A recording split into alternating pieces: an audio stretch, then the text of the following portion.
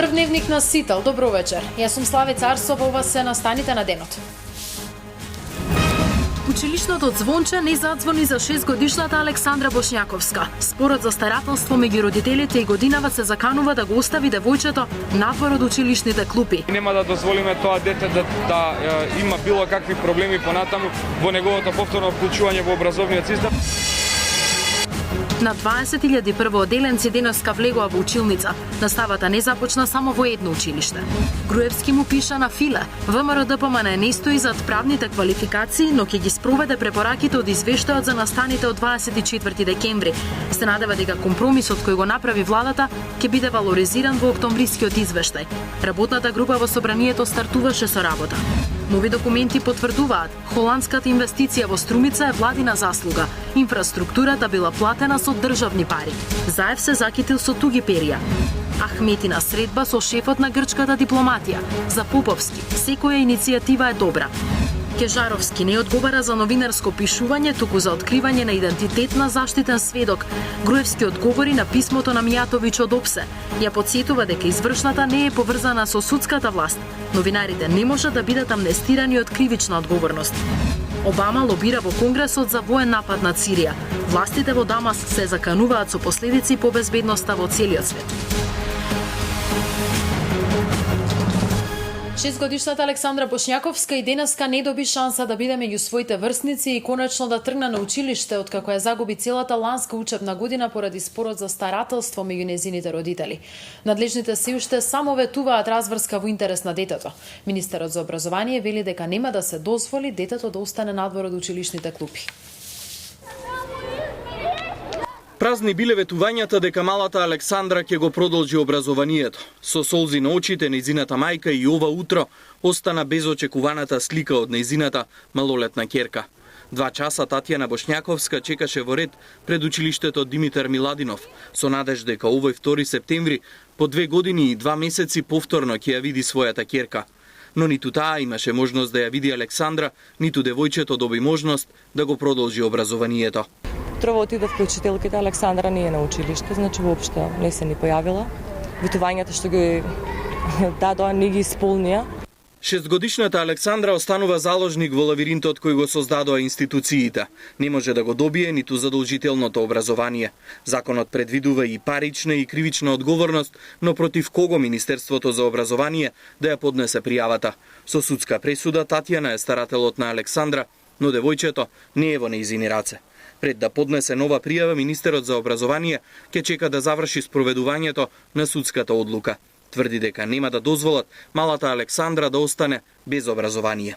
Бидете убедени дека ние како ресорно министерство и просветниот инспекторат ќе излеземе во пресет на самото детенце и нема да дозволиме тоа дете да има било какви проблеми понатаму во неговото повторно вклучување во образовниот систем заради неразумната одлука на возрастните лица во незиното семејство и злоупотребите кои што се случуваат околу остварувањето на родителските права врз тоа детенце. 3 месеци по донесувањето на извршната одлука на 12 септември во Скопскиот кривичен суд, Александар Бошњаковски и неговиот син Стефан ќе седнат на обвинителна клупа. Пензионираниот врховен судија и таткото на 6-годишната Александра ќе одговараат за незаконско одземање дете. До соочувањето со правдата во судница, Александра сепак останува кај нив, а институциите на системот покажуваат немоги да го спроведат законот и извршат судска пресуда. На 20.000 првачиња денеска за прв пат седнаа во училишните клупи. Министерот и градоначалниците велат дека годинава условите за учење се подобрени, а и контролите на знаењето се построги. Во Македонија има 200.000 основци и 90.000 средношколци. Почна учебната година. Училишните клупи и столчиња од денеска секојдневие и за 20.800 првачиња. Возбудени, но избунети, родителите пресреќни. Возбудена многу. У понеделник могу станувам рано. Ќе учам до чрт. Ја видов наставничката, ама не ги видов другарчињата. Многу бевме возбудени, многу сакавме да тргнеме во прво деление. Второ дете ни ова, за првото бевме повозбудени. Стартуваше со работа и новото училиште во општина Аеродром Александар Македонски, чија изградба ја чинеше државата 130 милиони денари. За сега настава само до 5 оделение, 10 нови вработувања. Од до година тука ќе учат 900 основци. Искрено се надевам дека ова детска енергија и потенцијал кој ги гледам во овие ученици, во иднина ќе се вклопат во развојот и подемот на нашата земја. Нека е со среќа новото училиште и нека е со среќа почетокот на новата учебна година за сите. Ова е прво училиште кој што го носи името Александар Македонски. Средношколците пред се очекуваат многу дружба, потоа учење. Условите за настава се многу подобрени, вели скопскиот градоначелник. Летово речиси во сите имаше реконструкција. Очекувам успеси од оваа учебна година. Очекувам лесно да ни помине. Мислам дека ќе биде лесно и повеќе дружба. Така. Викнуваме полека со децата и со професорите, веќе се запознавме со неколку, па очекувам да биде добро година. Имаме реконструкции, реновирање на кровови, на подови, на санитарни јазли. Градот Скопје издвои 47 милиони денари. 200.000 основци и 90.000 средношколци 9 месеци ќе треба напорно и континуирано да учат. Проверка ќе имаат со екстерното, државната матура, дополнителни и додатни часови, советувања, казни за недисциплинираните. Учебната година не започна само во училиштето во Могила кое изгоре во пожар. Министерот Спиро Ристовски вели проблемот брзо ќе се реши. Учебната година започна во сите училишта во Република Македонија навремено, без никакви проблеми. Јас сум многу среќен заради тоа по сите стандарди, освен во општината Могила, каде што пред неколку месеци се случи пожар, че ние практично не можеме преку ноќ да изградиме цело училиште, треба да се прилагодат условите, а во меѓувреме за децата ќе продолжи наставата во оние простории во кои што се адаптирани за да се реализира конкретно наставата во соодветната општина. Близу 5000 работни места се слободни, објави статистика. Најмногу работници се бараат во преработувачката индустрија, услужните дејности и продажбата. Проекциите за раст ќе бидат остварени. Од Стопанската комора смета дека позитивните економски движења ќе продолжат и втората половина од годината. Бизнис вестите следуваат по дневникот. Гледајте не.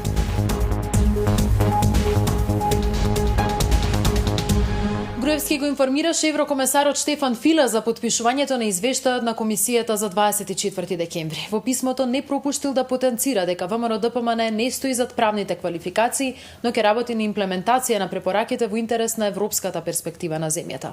Во собранието денеска започна работата на координативното тело за препораките. Премиерот Груевски со писмо до еврокомесарот Филе извештајот за настаните од 24 декември е завршена работа. ВМРО ДПМН и понатаму наставо дека не стои зад правните квалификации на извештајот, но како што напомена премиерот и предходно, приоритет е евроинтеграцијата на Македонија и затоа партијата целосно ќе се вложи во имплементирање на препораките од адхок комисијата. Разговорите кои беа водени во изминативе месеци резултираа со извештај кој беше постигнат како резултат на компромисот кој го направивме со цел да не ја ставиме во залог европската иднина на Република Македонија. И покрај тоа што представниците на владеачката ВМРО ДПМН и начинот на подпишување на извештајот ставија забелешки, односно несогласување за правните квалификации искажани во истиот, би сакал да истакнам дека целосно застануваме на имплементирање на препораките содржани во извештајот. За таа цел веднаш пристапивме кон конституирање на работна група за спроведување на препораките на извештајот, кои ќе помогнат во надминување на причините кои ги предизвикаа немилите настани и ќе придонесат за дополнителна политичка стабилност во општеството. Груевски во писмото вели дека очекува ваквите напори да наидат на соодветна валоризација во предстојниот извештај на Европската комисија за напредокот на Македонија, како и поскорешно добивање на датум за почеток на преговорите за членство во Унијата. Во собранието пак денеска стартуваше работната група за имплементација на препораките од извештајот на адхок комисијата за 24 декември. Приоритет за членовите на работното тело е да се направат напори до 1 октомври да ги завршат измените во законот со цел буџетот за 2014 да биде донесен во новата процедура. Дилемата која што ние треба да ја решиме на следната седница е дали ќе чекаме пакет од сите измени на деловникот или ќе одиме со чекор по чекор, со оние работи кои што ги усогласуваме да ги пуштаме во процедура.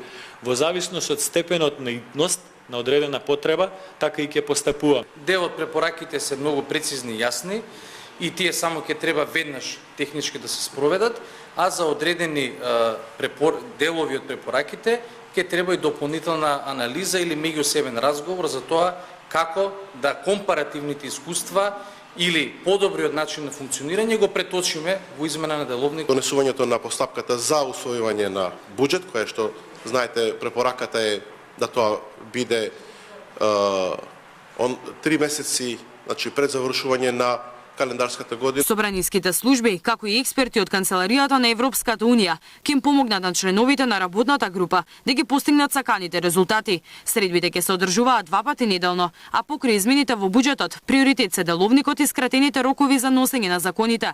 Членовите едногласни дека дел од препораките ќе бидат завршени токму на време за да бидат позитивно оценети во извештајот на Европската комисија. Од СДСМ пак најавија дека денеска до пратеничката група на ВМРО ДПМНЕ ќе ги достават забелишките за меморандум кој партиите треба да го потпишат за да ја потврдат својата европска посветеност. Лидерот на ДУИ Али Ахмети во Атина се сретна со шефот на грчката дипломатија и со него разговараше за спорот за името. По средбата изјави дека решение е потребно поради интеграциите на земјата. Ахмети вели дека за средбата е информиран и коалициониот партнер. Ова пред се беше многу значаен состанок и многу пријателски разговаравме за регионалните политики, за инвестициите, како и за интегрирањето на нашата земја и целиот регион на Западен Балкан во евроатлантските структури. Република Грција секогаш ќе биде од полза и ќе му помага на регионот да стане дел од НАТО и ЕУ. Истовремено разговаравме и за градењето силни односи со соседите, како и од потребата за соработка на сите политички и економски полиња, изјави Ахмети по денешната средба со Венизелос. Тој информира дека го иницирал и прашањето за името на Македонија, затоа што нашата земја има потреба што е можно побрзо да стане дел од НАТО и ЕУ. Тоа е тема која бара залагање од Обединетите нации, посебно од медијаторот Метју Нимиц кој набрзо ќе го посети регионот. Нагласи Ахмети додаде дека со Венизелос не разговарале за конкретни предлози. Во однос на агендата на грчкото председателство со Унијата, на која проширувањето не е меѓу приоритетите, Ахмети изјави дека Грција е заинтересирана нашата земја да постигне напредок во евроинтеграцијата. Тој и овој пат повтори дека сите државни теми кои бараат решение се дел од одговорностите на ДУИ како коалициски партнер во македонската влада. ДУИ има своја политичка платформа како за внатрешните, така и за надворешните политики, но никогаш не действува и не работи без да биде информиран коалицискиот партнер, нагласи Ахмети. Ова е втора официјална средба на грчки министер за надворешни работи со делегација од Македонија и тоа повторно со членови од ДУИ. Во мај, тогашниот шеф на грчката дипломатија Аврамопулос го прими вице-премиерот за европски прашања Фатмир Бесими. Од Атина, Јасмина Тасевска. Секој кој сака да помогне е добре дојден и секој си ја носи одговорноста за своите постапки. Вака од владата ја коментираат посетата на Ахмети на Атина, која не е прва средба на представници на ДУИ со грчките власти на која се разговара за името. Потврдуваат дека Ахмети го информирал Груевски за средбата со Венизелос, потенцирајќи и дека на лидерот на ДУИ му се јасни позициите на владата за спорот. Шефот на дипломатијата Поповски средбата на Ахмети со Венизелос ја дефинираше како приватна. Секој политички субјект од македонската политичка сцена кој сака да помогне во преговорите со Грција е добре дојден, но сноси одговорност за своите постапки, вели владата во своето соопштение по повод средбата Ахмети Венизелос. Секој кој сака да помогне е добре дојден, исто како што и секој си носи одговорност за своите постапки. Господин Ахмети го информираше премиерот Груевски за средбата. Нашите позиции за името му се познати и јасни на господин Ахмети, но и на целата јавност, исто како што се познати и владините заложби и активизм и с големен интензитет за постапување кон решавање на ова прашање. Министерот за надворешни Никола Поповски смета дека таа може на земјава да и донесе само корист. Средба која се однесува на политички представници од Македонија во неколку наврати веќе повторив, ми се чини дека е корисно секој оној кој се занимава со политика во Република Македонија од прва рака да ги чуе барањата или очекувањата со кои се соочуваме од страна на оние кои определуваат како, колку брзо и на кој начин можеме да влеземе во НАТО и во Европската Унија. Во пресрет на Генералното собрание на Обединетите нации, кој кон крајот на месецов ќе се одржи во Њујорк, првиот човек на македонската дипломатија тврди дека од Скопје расположението за диалог никогаш не изостанувало, што е сосема спротивно од она во Атина. Поради тоа, вели Поповски, Македонија ќе бара диалогот да биде пренесен на повисока преговарачка инстанца. Токму во тој контекст и беше адресирано тоа барање за средби на премиерско ниво во рамки на диалогот кој се одвива во Обединетите нации. Сметаме дека доколку не го подигнеме нивото, доведени сме во ситуација нашиот јужен сосед континуирано да одбегнува содржински диалог и постојано да наоѓа некој начин на изговор како да се одолговлекува тој процес. Со оглед дека македонскиот амбасадор во Атина, Сашо Стевков, нема да присуствува на разговорот помеѓу Ахмети и Венизелос, Поповски откри дека причина за тоа е што се работи за приватна средба со посебни протоколи, а не за намерно изоставање на дипломатот како што некои медиуми претходно пренесоа. За значењето на средбите на представници на ДУИ со грчкиот државен врв во Дневникот разговараме со амбасадорот Ристо Никовски. Добро вечер, господин Никовски. Добро вечер. Се почесто гледаме представници на ДУИ, нивни функционери, како и министри во владата, како се среќаваат со функционери од државниот врв во Атина. Имаат ли овие средби некаква политичка тежина или се само алиби за властите во Атина да прикажат дека преговараат со Македонија? Па мислам дека е нешто комбинирано. Тие имаат од една политичка тежина, меѓутоа од друга страна ми се чини дека е една отворена злоупотреба од грчката страна која сака да покаже дека има диалог со Скопје, меѓутоа ова е трет пат да нивните консеквентни министри на външни работи се среќаваат со представници на опозиција, на втората коалицијска партија во владата, која е албанска, нели така, и која има своји политики. Знаете, коалицијата е тешка работа, нема лесна коалиција и разликите меѓу двата коалициони партии на нашата да се изразито големи длабоки и ние не можеме да бидеме сигурни со каква платформа оди ДУИ на овие средби. Претходно беа сепак членови на владата и тие има поголема врска према премиерот и према целата влада. Овој пат се работи за партиски лидер, нели така, кој нели јавува се кажува дека ја го информират Груевски за посетата. Тоа ништо не значи. Мислам, кога се работи на ваква посета, во една ваква ситуација, не е потребно информирање, тоа е потребна координација. Има ли координација? Па лично немам впечаток дека такво нешто постои, да имаше такво и само Ахмети ја кажеше, самото информирање ништо не значи, напротив покажува дека се тера некоја сопствена партиска линија. Прво не заборавајте, не е вообичаено да партиски лидер добива тако висок третман и во Софија и сега во Атина. Тоа не е Зошто го вообичаено. добива тој третман, во чиј Па интерес? лично мислам дека тука се работи, основната цел е да се изврши додатен притисок врз Македонија. Вие знаете дека односите на ДУИ се изразито добри, развиени со Соединените американски држави. Тие самите објавија дека Филип Рикер беше иницијатор и организатор на нивната посета во Вашингтон, од каде што се ова почна една нивна нова надворешна политичка иницијатива. И мислам дека тоа се вклопува целосно со политиката која води Вашингтон према нашата земја, а тоа целта на таа политика Македонија се прекрсти и народот да го промени својот идентитет.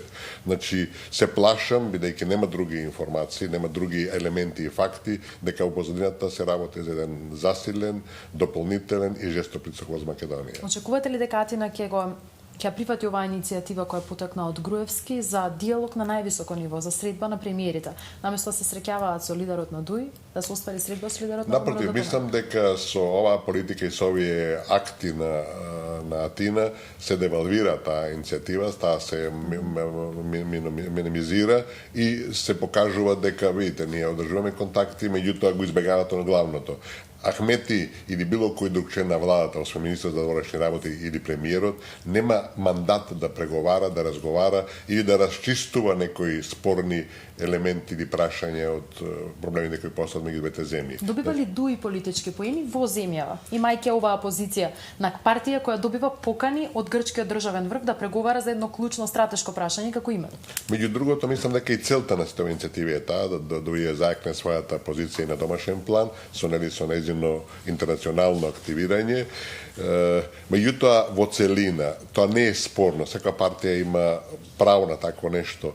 Јас се плашам дека тоа може да биде на штета на севкупните државни и национални интереси. И во дадените услови, сметам дека прифаќањето и понатака на вакви иницијативи од Бугарска, Грчка или било која слична страна не соодветно на пошироките интереси. Мислам дека ДУИ треба да ги одбива таквите посети, таквите мислам иницијативи и барања за средби, а да не забораваме, овдека беше објавено дека наводно грчки уствари медиуми објавија дека сам Ахмети ја барал посетата. Значи не само што другата страна не инициира, него нашите одат во во насока која е контрапродуктивна на севкупните интереси. Знаете, ако веќе примерот мала средба, ако веќе инсистира на повеќе други иницијативи од наша страна, а на овој начин се девалвираат истите, мислам дека не може да се стави тоа во општи интерес на државата. Господин Никовски, ви благодарам за гостувањето во Дневникот.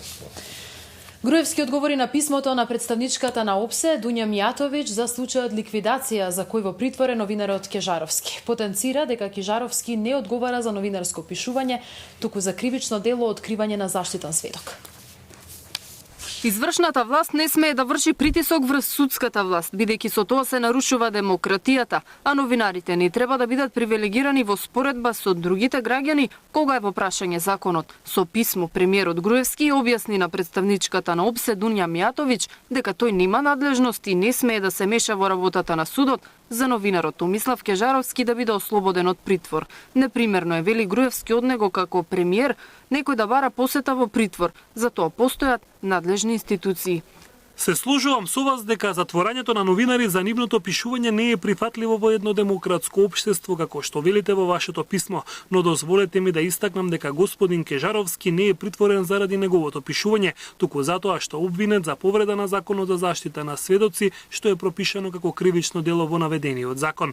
Системот за заштита на сведоци представува значајна алатка во борба со криминалот и не смее да се дозволи ваквиот систем на било каков начин да се корумпира. Како пример за тоа колку е значајна на заштитата на сведоци, колку внимание се обрнува на ова прашање, би го посочил Хашкиот трибунал, кој покрена постапки и осуди 4 новинари за откривање на идентитет на заштитен сведок. Во меѓувреме во Кривичниот суд во Скопје денеска продолжи судскиот процес ликвидација. 7 обвинети и нивните адвокати бара образување на постапката и укинување на нивниот притвор. Предлогот за гаранција одбиен од страна на Кривичниот совет.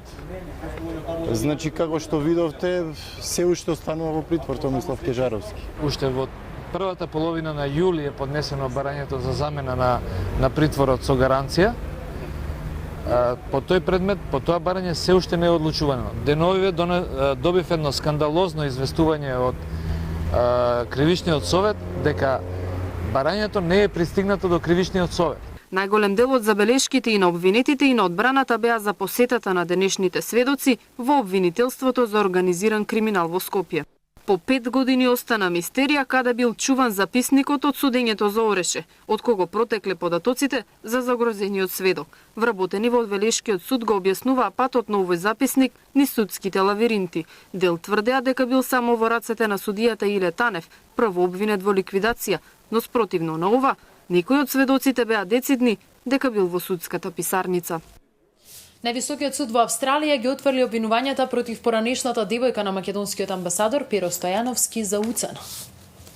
Тужбата за уцена против Лидија Думбаловска, поднесена од поранешниот македонски амбасадор во Австралија Перо Стојановски, доби драматичен пресврт во Австралискиот врховен суд. Судот беше принуден да ја собори претходната пресуда, откако во текот на сослушувањето новите сведоци силно го подкопале кредибилитетот на Стојановски, што предизвикало големо изненадување. Думбаловска, која подолго време била во врска со поранешниот македонски амбасадор, беше обвинета за обивање, кражба и уцена, откако по раскинувањето на врската во 2010 година влегла во станот на Стојановски и му ги одземала службениот лаптоп и бројни документи, за кои амбасадорот тврдеше дека содржале чувствителни информации во врска со неговата работа во амбасадата, вклучувајќи и комуникација со надлежните во македонската влада. Думбаловска беше уапсена на новогодишната ноќ, притоа во нејзиниот дом беше пронајден и преносниот компјутер на Стојановски. Поранешниот амбасадор во текот на судскиот процес тврдеше дека поранешната љубовница го уценувала за сума од околу 150.000 евра за да му го врати лаптопот. Думбаловска пак тврдеше дека е невина, аргументирајќи дека имала дозвола да престојува во неговиот дом, а компјутерот бил во заедничка сопственост. Сепак, Врховниот суд го потврди обвинението против Думбаловска за, како што пишуваат австралиските медиуми, помала кражба, за што ќе и се суди во некој од наредните термини. Нови документи потврдуваат дека Заев неосновано се закитил со перијата за холандската инвестиција во Струмица. Сите трошоци за инфраструктурата паднале на тобар на државата, а не на општина Струмица. Заслугата за новата холандска инвестиција во Струмичко оди во рацете на владата Нена Заев, иако градоначалникот на Струмица тврди дека инфраструктурата е изградена со општински пари, сепак тогашниот заменик министер за земјоделие и актуелен заменик министер за економија Христијан Делев со демант на информацијата. Тој уверува дека инфраструктурата која ќе ја користат холандските инвеститори е изградена во 2010 година од страна на централната власт за потребите на јавното предпријатие Агроберза. Пред 3 години, ако се сеќавате, таму се градеше проектот Агроберза, кој заедно со хрватски Агрокор, кој најголемиот дел, односно комплетната таа инфраструктура е финансирана од страна на ЈП Агроберза, за која постојат и документи и договор подпишан со општина Струмица, и точно се гледа дека отприлика околу 66 милиона денари се префрлени на име на тој проект за изградба на таа инфраструктура, односно мост, канализација, водовод, па дури и дислокација на некои електрични мрежи. Значи, не е точно тврдењето дека општина Струмица ја обезбедила таа инфраструктура. Обидот за манипулација на градоначалникот на Струмица, воедно и председател на Социјалдемократскиот сојуз на Македонија, е демаскиран и со последните документи кои попладнево пристигна во редакцијата на Сител. Со свој став излезе и владеачката ВМРО ДПМНЕ. Од овие документи многу јасно се гледа дека владата инвестирала во изградба на улици, мост, атмосферска и фекална канализација, водовод, улично осветление, тротоари, експроприации, дислокации на далноводи, така натаму и така натаму. Демант на изјавата на Заев пред неколку дена пристигна и од премиерот Груевски, кој изјави дека владата повеќе од една година работи за внес на холандските инвеститори во државата. Заев беше демантиран и од македонскиот амбасадор во Холандија Никола Димитров, како и од министерот за странски инвестиции Веле Самак. Од денеска слободен увоз на пченица, откако Словениот ги даде очекуваните резултати. На Грција ќе й требаат 10 години за да ја намали невработеноста по 20%, пишува Катемерини. Бизнис вестите следуваат по дневникот. Гледајте не.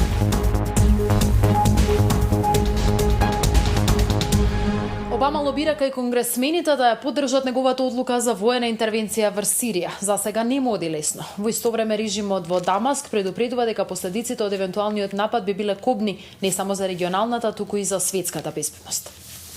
Властите во Дамаск предупредуваат дека евентуалниот американски напад врз Сирија само ќе помогне на Ал-Каеда. Во интервјуто за BBC, заменик министерот за надворешни работи на Сирија зборува за последиците кои би ги имала воената интервенција. What are the risks for the Americans, for the Syrians and for the whole region if they do decide to go ahead and attack? More hatred for the Americans, more weakening of international institutions. Terrorism will flourish everywhere. This will undermine the security of Americans inside and outside their country. Al-Qaeda is there. Дел од американските конгресмени исто така се сомневаат дека војната акција би била оправдана. To find an answer to the question, is there another way to hold Assad accountable? In my mind, it's far from settled. It's not something that should be undertaken lightly. Поделби има и во Арапската лига. На состанокот во Каиро, Египет, Ирак, Либан, Тунис и Алжир остро се спротивставија на странската војна интервенција врз Сирија. На крај сепак беше донесен заклучок со кој од Обединетите нации се бара да превземе решителни мерки против сирискиот режим. Заскитен Куршум уби едногодишно детенце во сад додека родителите го возеле со количка преку пешачки премина. Ова е светот денеска. Екс-председателот на Египет Мохамед Мурси ќе биде изведен пред суд, соопштија властите во Каиро.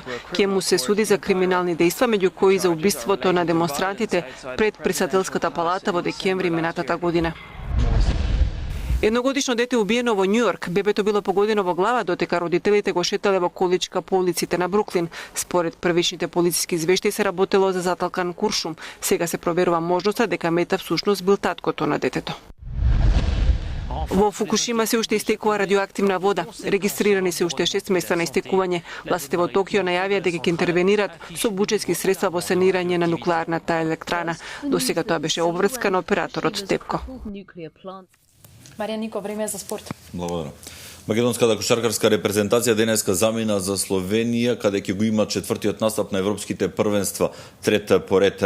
Нашите репрезентативци денеска отпатува, а претренувањето таму бевме со камера да ги снимеме изјавите на двајцата дебитанти и оние кои последни влегува во ростерот на селекторот Алеш Пипан. Да ги чуеме нивните изјави. Пред се, за мене е огромна чест да видам дел од оваа репрезентација како најмлад играч тука. Мислам дека секоја минута што ќе ја добијам од селекторот би била огромно искуство за мене и за мојата кариера во иднина. Прво, дај Боже да ја поминеме групата, па натака мислам дека све би било плюс за оваа репрезентација. Се надевам дека ние ќе го дадеме од максимум, секогаш сме го давале, све помина како што треба, значи сите сме спремни максимално, идеме у Словенија со полна енергија и се надевам дека ќе го дадеме максимум. На првата цел да се помине в групата, секоја утакмица идеме полека, значи секоја утакмица мора да првен да скаутираме добро, па значи секоја утакмица чекор по чекор, се надевам дека ќе поминеме групата и после занатаму очекувам дека може да направиме успех. Пред тренувањето разговаравме со директорот Илија Мерџановски, кој ни даде информација дека нашата репрезентација вечерва и во 21 часот ќе има тренинг во салата во Јесенице, да се почувствува, што би се рекло, кошот и паркетот. Инаку за сите случувања од Словенија, од утре извештај на колегата Игор Трпевски, на нашиот снимател Филип Поповски, кој ќе ги следат настапите на нашата кошаркарска репрезентација на лице место. Еве дел и од она што го подготвивме за нашата специјална емисија Спортско студио. I know a lot of the fans are going to be there to support us this Eurobasket, and being in the best five doesn't matter to me. The only thing that matters is us winning, qualify for the World Championship next summer, and if we qualify for that, I'll play one more. I'll play that summer too.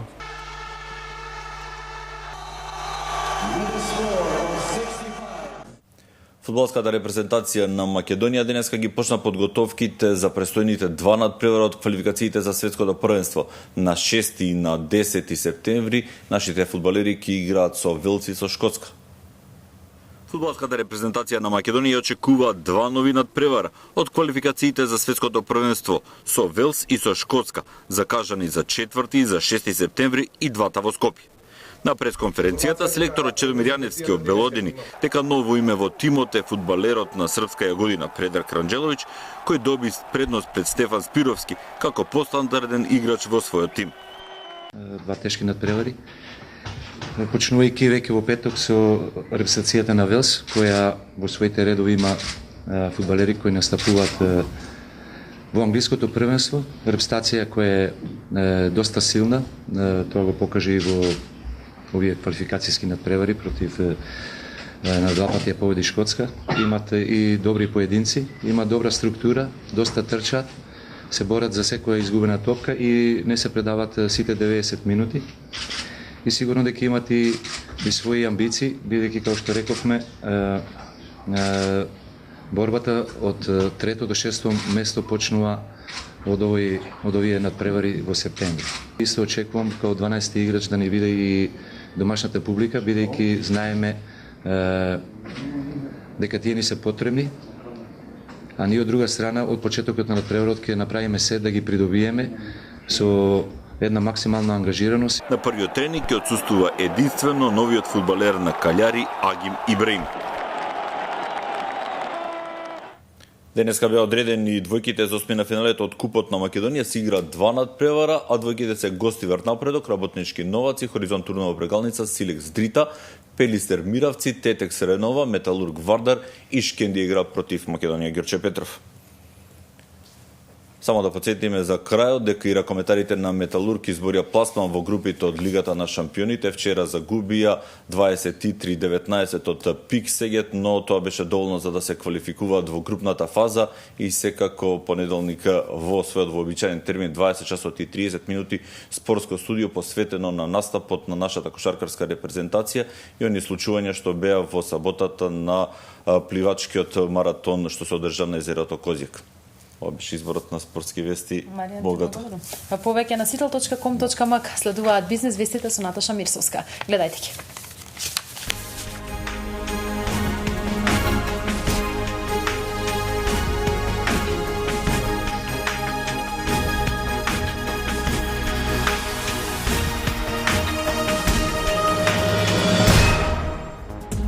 Близу 5000 работни места се слободни, објави статистика. Најмногу работници се бараат во преработувачката индустрија, услужните дејности и продажбата.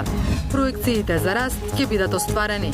Од Стопанската комора сметаат дека позитивните економски движења ќе продолжат и втората половина од годината. Од денеска слободен увоз на пченица, откако Словениот ги даде очекуваните резултати. На Грција ќе й требаат 10 години за да ја намали невработеноста по 20%, пишува Катимерини.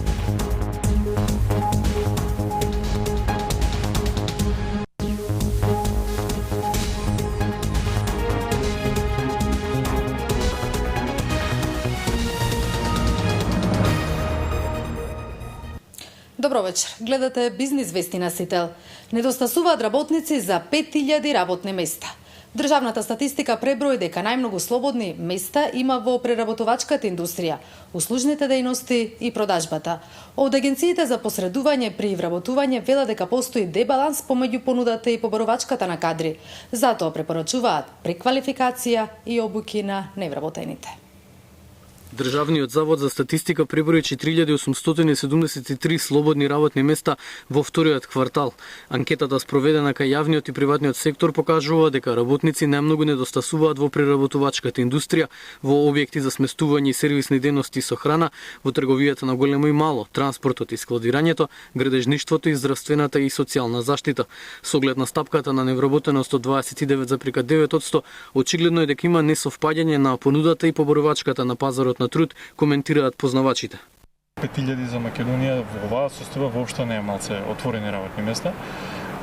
Мислам дека разликата во дебалансот на вештините кои што ги има, значи да речеме компаниите во зоните кои што навистина имаат огромни побарувања во овој период, точно знаат каков тип на кадар бараат, да речеме не сум сигурен дали ние сме се уште спремни за сите технологии кои што они ги носат и веројатно е тој процес кога треба да се адаптираме едни на други.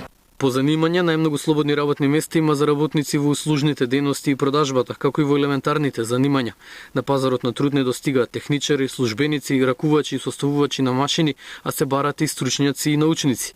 Од агенциите за посредување при вработување велат дека меѓу најбараните кадри кај нив се програмерите, сметководителите и електроинженерите. Со неформален курс може да се добие работно место и ги советувам сите кои што можат да инвестираат во себе, во таков тип на знаење, навистина да го искористат тоа. Статистиката евидентира и вкупно 27 слободни работни места за членови на законодавни и извршни тела, државни функционери, раководни службеници, дипломати и директори. Растот на индустријското производство, бројот на работници како и зголемениот обем на работа на градежниците се позитивни сигнали дека проекциите за 2013-та ќе бидат остварени, сметаат од Стопанската комора. Поволните економски движења велат дека ќе продолжат и втората половина од годината. Проекциите за 2013 ќе бидат остварени, а позитивните економски движења ќе продолжат и во втората половина од годината, сметаат во Стопанската комора на Македонија. Потврда за ова се податоците за растот на индустријското производство, растот на бројот на работниците во индустријата, зголемениот обем на работа во градежништвото, растот во туризмот. Последниве движења во последниве месеци, значи дадоа и како и во претходните го поттикнаа оптимизмот дека позитивните економски движења започнуваат и се надеваме дека тие ќе продолжат и натаму до крајот на годината, имајќи ги предвид и позитивните тенденции во европските земји, односно веќе добиениот позитивен предзнак во нивните економски активности. Според комората, ризиците кои постојат може да се елиминираат само преку реиндустриализација, односно модернизација на постоечките и поттикнување на инвестиции во нови капацитети. Реиндустриализација значи вложување во нови технологии, во обезбедување на енергенти, репроматеријали, суровини и соодветна работна сила. Според статистика, индустријата во земјава годинава пораснала за 2,2%. Најголем раст од близу 9% има кај рударството, најмало од 0,7% има кај преработувачка. Изградени половина од планираните 30 мали хидроцентрали. До крајот на годинава треба да се изградат уште 14 и вкупната инвестиција да достигне бројка од 40 милиони евра, вели министерот за економија Сарачини. Половина од 30 мали хидроцентрали се готови и работат. Вкупната инвестиција е 20 милиони евра и се соинсталирана мокиност од 11 мегават часови. До крајот на годинава се очекува да бидат готови и останатите. Сите 30 хидроцентрали чинат над 40 милиони евра. Се изградени негде околу 16 мали хидроелектрани и тоа во период од 1,5 година, при што се инвестирани негде околу 20 милиони евра, додека до крајот на годината очекуваме да бидат изградени 14 мали хидроелектрани кои што имат инвестициска вредност исто до негде 20 милиони евра. Делови од законите, административните процедури, локалното население се проблеми со кои најчесто се соочуваат инвеститорите. Проблеми има, проблемите беа очекувани со оглед што овие проекти прв пат се реализираат како од страна на државата, така и од страна на инвеститорите, поготово домашните, странските инвеститори влегоа со одредени искуства, меѓутоа искуства можеби од други земји кои што да речеме можеби не се комплетно компатибилни со нашето законодавство. За да им се улесни на инвеститорите кои сакаат да влезат во овој бизнис, министерот Сарачини предвидува изградба на едношалтерски систем кој ќе биде сместен во министерството, а инвеститорите ќе можат на едно место да ги добиваат сите потребни информации. До крајот на годинава предвидено е да биде објавен и нов тендер за изградба на мали хидроцентрали на 80 локации, за кои интерес пројавиле и странски компании. Поголем извоз на македонските земјоделски производи на пазарите во Босна и Херцеговина. Ова е договорено на денешната средба меѓу ресорниот министер Димовски и босанскиот за надворешна трговија Шарович. Ќе се засилува економската соработка меѓу Македонија и Босна и Херцеговина. Ова денеска го договорија министерот за земјоделство Димовски и надворешна трговија Шаровиќ. Комуникација меѓу стопанските комори, пласман на земјоделски и прехранбени производи, настап на саеми. Во овие насоки во иднина ќе соработуваат двете држави. Заедничка е констатацијата дека немаме доволно направено во овој правец, се доволни чекори. Простор за пласман на македонските производи на босанскиот пазар има.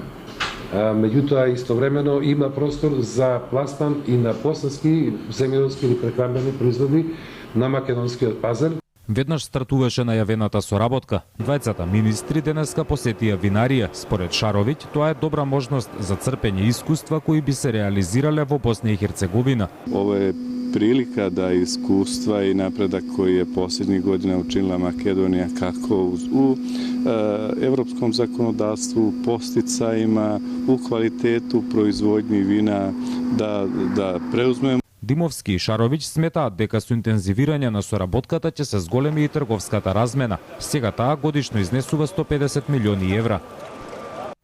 Од денеска увозот на пченица е слободен. Откако се откупи речиси целокупната реколта на домашната пченица, мерката за условен увоз престанува да важи. Според министерот за земјоделие Димовски, таа била оправдана и ги дала очекуваните резултати. Сега се очекува поевтинување на цената на лебот. Од денеска слободен увозот на пченица во државава. Според министерот за земјоделство Димовски, рестриктивната мерка обезбеди услови за откуп на домашниот род. Постигната е реална цена според квалитет, а стабилизиране и пазарот со брашно. До средината на месецов се очекува да се либерализира и увозот на брашно. Некако што напомена Димовски, само од соседството току мерката важеше за сите земји членки на ЦЕФТА. Имаме увоз од 250.000 тони пшеница. На тие 250.000 тони треба да се додадат и 140 до 150.000 тони домашно производство на пшеница од минатата година. Тоа се веќе 400.000 тони. И сега уште 140.000 тони од домашно производство. Тоа е огромна количина на стратешки производ како што е пшеницата за еден толку мал пазар колку што е Македонија. Димовски вели дека откупено е речиси целото производство од годинешната реколта или околу 140.000 тони. На земјоделците им било платено во просек по 11 денари за килограм, но за првата класа било платено и по 15 денари, што според квалитет е солидна цена споредена со регионот. На Грција ќе треба 10 години за да намали невработеноста по 20%. За да се доближи до 10% пак ќе бидат потребни 20 години, пишува грчкиот весник Катимерини. Во моментов стапката на невработеност изнесува 27%, а според истражувањето ќе бидат потребни 2 декади или повеќе за невработеноста да го достигне нивото од пред кризата. Според направената студија во 2014 година, куповната моќ на граѓаните ќе им биде двојно помала од онаа пред кризата, пред се затоа што платите постојано се во опаѓање, а домашната побарувачка го достигна истото ниво како во 1999 година. Извештајот кој треба да биде објавен деновиве посочува дека грчкиот основен капитал на хартија од вредност во периодот од 2011 до 2013 година опадна и за прв пат е во вредност како пред крајот на грчката граѓанска војна од пред повеќе од 60 години. Повеќе информации ќе најдете на нашиот сајт и на социјалните мрежи. Имајте убава вечер.